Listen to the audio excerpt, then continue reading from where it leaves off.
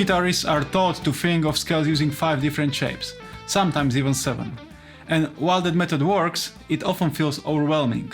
Not because the shapes are hard to memorize, that's easy, the real struggle is turning those shapes into music. Sure, you might have a few tasty licks in that classic first position of the minor pentatonic, but when you move into the other 4 shapes, your phrasing might fall apart and everything starts to feel awkward and unfamiliar. And that's because you're thinking in 5 different shapes. But what if I told you you only need 2 shapes to unlock the entire fretboard?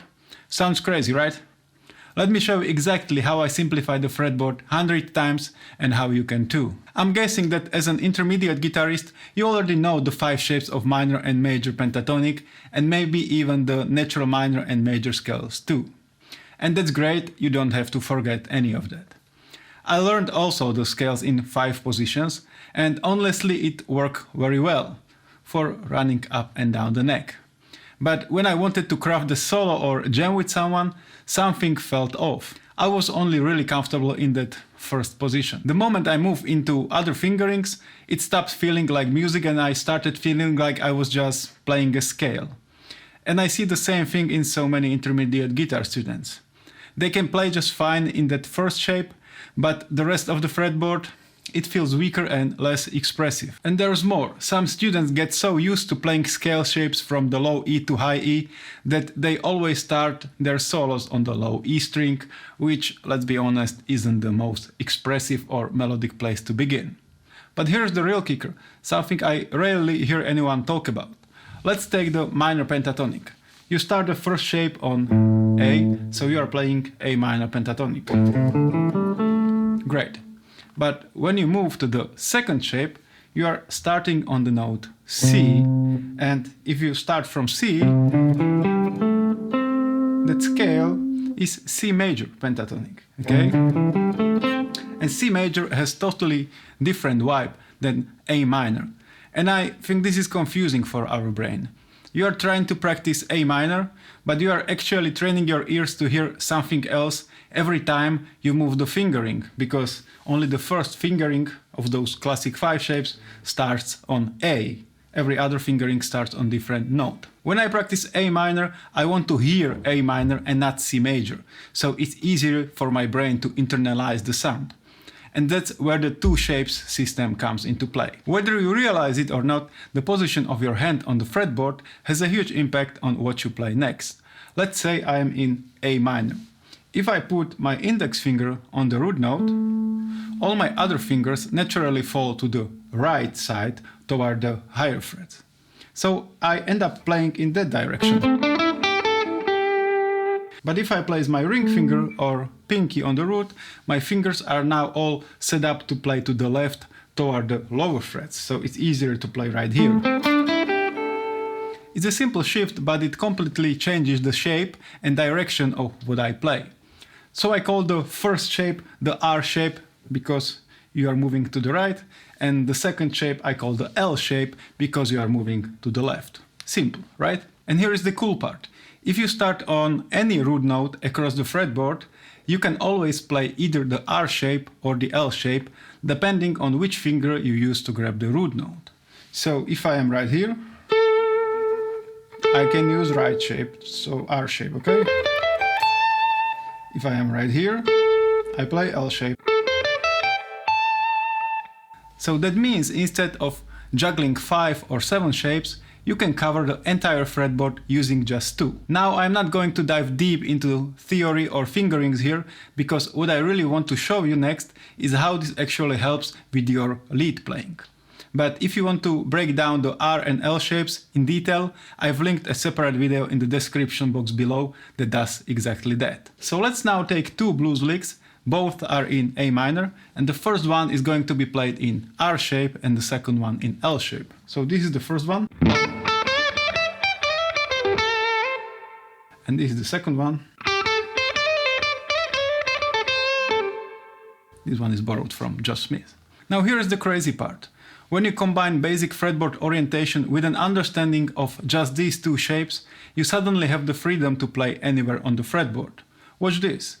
If I take the first lick, I can play it in that original position.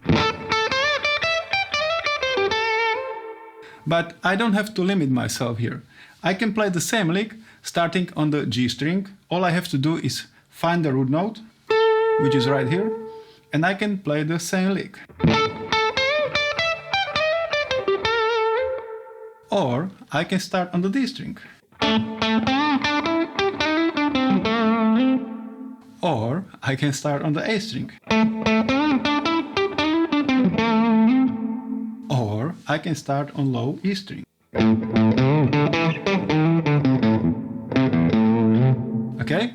So, as you can see, I can play the same lick, but I can always start on different string, and I'm playing all over the fretboard, but all I have to remember is just to find the root note and then remind myself if I am in the R shape or L shape. Now let's do the same thing with the second lick. So this is the original position where we played it. So I know I'm in L shape because my ring finger is on the root note. So if I want to start on the G string, I'll just find the root note, which is here. I put my ring finger there, and I can play the same lick. Or I can start on the D string. Here is the root note. Or I can start on A string.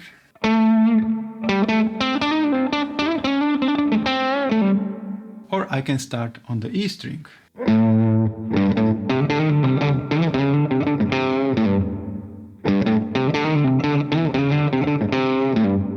Simple, right? And here is the thing. I'm not thinking about position, whether I'm in first, second, third or whatever of the pentatonics. All I need to know is whether my index or ring finger is sitting on the root note, and that's it. Sure, because of the tuning differences between the G and B strings, some fingerings need some small adjustments. But once you've done it a few times, it becomes almost automatic. And this is where the two shapes system really shines and makes the whole fretboard so much simpler. Not only you are reducing the number of shapes you have to memorize, down from 5 to just 2, but you are also building a system that's transferable.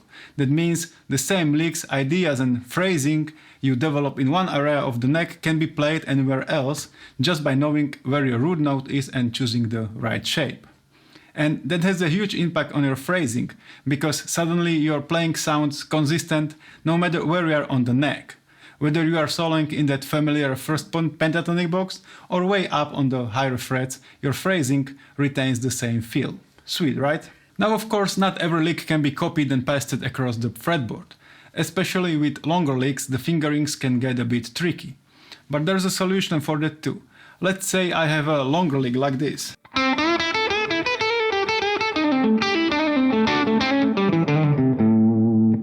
This one can be directly transferred. It stretches from high E string to low E string.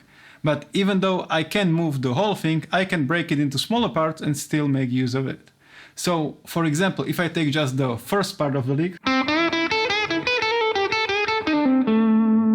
I know I am in the L shape because this is my root note and my fingers go to the left. If I move my root to the 12th fret of the A string, I can try and play the same lick here.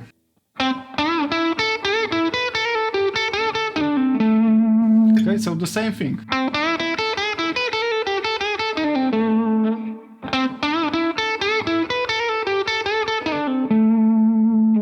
Great, right? Or I might start to play the same lick in this position of minor pentatonic. But it's gonna be tough because I don't have enough string for that, but let's try. So, okay, and then I cannot really move further because I'm missing a string, but this sounds really great to me. I wouldn't come up with this idea if I wasn't like trying to move this shape from here, or this lick from here to here. So I can maybe try this. So I will move up the neck, but this beginning of the phrase is really great.